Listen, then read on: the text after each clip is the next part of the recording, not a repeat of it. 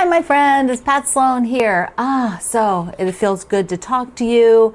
I have been checking in on the fireside chat at Facebook. So if you want to share things where I really get to see them and I'll answer, it's a much smaller community built for all of you here that watch my YouTube channel. So if you want to pop a note in there or, a photo, I will most likely see that one. So so I'm going to give you a little update at the end, but let's talk about some other things first. One is mushroom prep. So we're going to be doing the mushroom quilt. Let me show you a picture. This is Hat Days. Did I get that title right? Wendy, my friend Wendy Shepard, designs so many amazing projects, and she uses my fabric lines in some of them and lots of other people's. And so Tiny Secrets is featured with this version coloration, and that's the coloration I'm doing. And it's 4 rows.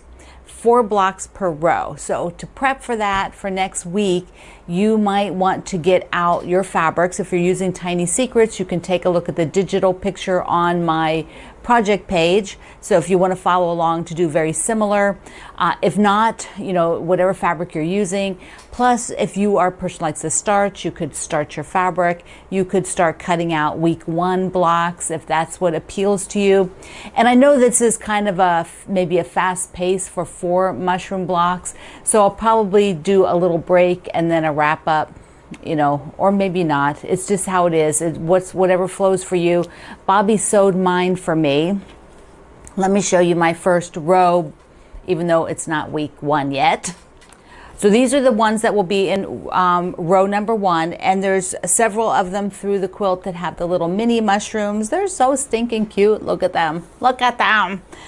So I'm excited. I'm excited to put this together. It's going to be so cute.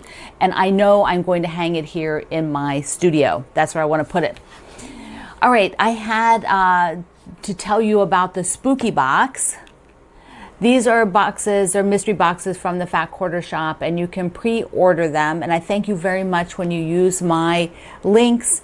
If you are waiting, if you're going to pre-order, then you end up putting down, I think, a couple of dollars, whatever it is, for a pre-order, and then they email you when they come in, and then you can decide if you really want to purchase them. Otherwise, you can wait and purchase what might be left. There's usually a few left, depends on how well they do. And so they're always fun. There's always, it's an exclusive, so the pattern in there is exclusive. It'll be super cute. Speaking of fall, the autumn free quilt along from the Fat Quarter Shop, I have talked about it in the past. I've showed you the fabric, but at this point, my brain is on overload. It's on overload. So I am just going to kind of drop that. If you want to do that free project with the Fat Quarter Shop, you can follow them and be sure that I'm just afraid I'm going to show you something before it's supposed to, because it's a mystery. I don't want to have to keep track of it since I just can't fit it in to make it this year. So there you go. So you can go over and visit with them and get the info so that you're definitely doing it when they are. So I had 2 questions on YouTube that I thought I'd make a small attempt to answer. One is super easy to answer. This was quite a few people the other day asked me where to get the round clapper. So this is a clapper where you can use the weight to press your warm your fabric and then press your seams like I've shown you. But then it also has this wool bit on the end. It's got like a dowel, big fat dowel in there, and then the wool mounted on it. And it's so sturdy and well made. Then you can press seams open if you lay it on here, and then it gives you a little help to press seams open. So there's a link in the description box. You can almost everything I show you is at the Fat Quarter Shop. So you can always go to my website, I Love to Make Quilts, go to the store page, and then from there just click any link to the Fat Quarter Shop and search for it. That way my code is attached to your order, and that helps my small family business with a very tiny commission off of your full order. It doesn't matter what you order. You can order a roll of batting, or you can order, a half a yard of fabric, whatever it is. It doesn't matter, your whole order. So, okay, so there's a clapper, the rounded clapper. The other question was from Judy. Let me see what she said here.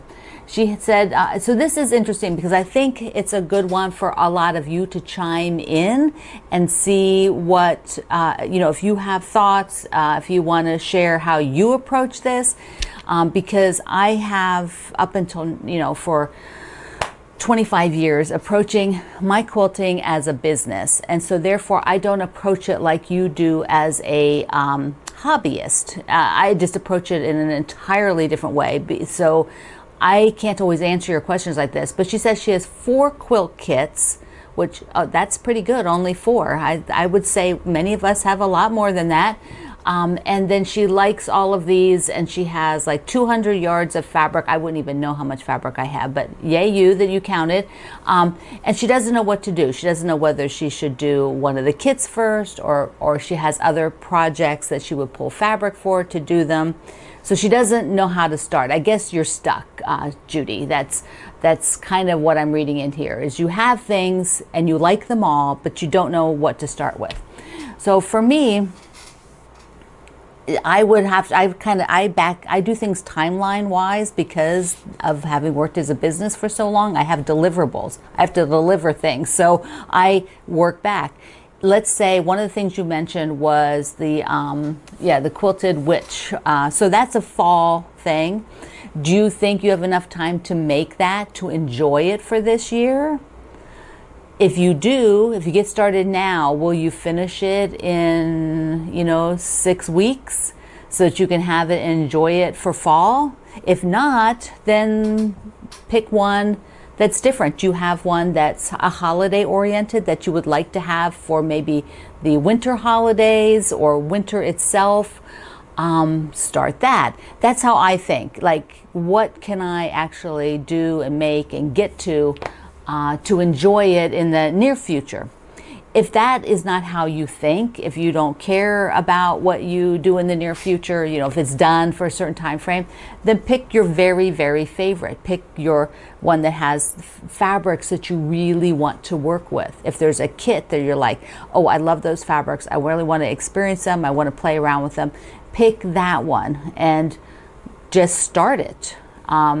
Looking at all your things and just mulling it over in your head for weeks at a time won't progress you at all. You've not moved forward one little bit. Starting something at least moves you forward, and you can decide, was this the one or not? If not, put it back in the bag and pick one of the other ones. So I'd like to hear from all of you if you have other suggestions for Judy on how she might approach that and how you approach it. I would say that's best. Just talk about how you approach that kind of a thing, and then she might resonate with some of it. You might resonate with some of it, Judy. So it's a really cool question. Thank you. So I have to show you what I got. I showed this on my fireside chat group last couple days ago. But I got these new Crocs, and then I am like probably the last person in the world with Crocs to get the little charms. So I ordered the little charms, and and I love them. I love them. I didn't know. I don't wear the Crocs out. I wear them right now. I just pretty much wear them at home. But I wanted to try the charms because I was ordering something else. So I read a lot of things that said, oh, you got to get the ones that are made by Crocs. And so I thought, well, I'll get one of those. So I got these because it's got a donut and a coffee and a bagel and a strawberry. Super cute. Then I thought I would order one of the other packs that give you a big variety. And that's where that little bow came from. So I ordered a pink pack because I thought they would, a little bit of blue in there. So I thought they would go well with those color shoes. Those shoes also come in, these also come in black and white. And the white right now were on sale. They were a good price, but I didn't get them because I'm afraid they would get too dirty and I don't want to have to clean the bottom of them. But I like them because they have like this texture that looks like a quilt, right? Looks like a quilt. So I have to show you what I got. I showed this on my fireside chat group last couple days ago. But I got these new Crocs, and then I am like probably the last person in the world with Crocs to get the little charms. So I ordered the little charms, and so I'll link you to that stuff in the description box. Okay, let me show you a few goodies that came in from the Fat Quarter Shop, and then I want to do a little challenge, and then I'll give you a little wrap up. Okay, so let me just show you a couple of the things that came in. One is the Fat Quarter Shop has these new foundations. These are very cool. That's so they're foundation paper, like, you know, like this, right? So you have to, you know, rip them off of the paper, but they give you super, super accurate blocks that are a little harder to do than with regular piecing. These and these are just darling. This one's 6-inch finished, so cute. They also came out with a new quilt project book. Now, they haven't had one for a little while. They've had them in the past, and they reformatted it to be spiral at the top. And there's a few, they have just like a regular project list like this, and then a breakdown of quilts so that you could list your quilts that you've been working on, which is kind of nice. And this is going to tie in a little bit to the challenge that I'm going to mention. They also have Today is the Day, and I love these sheets. They're just really nice for keeping track of stuff. Super, super cute. Okay, I'm going to do this another day, okay, because I want to talk about other things.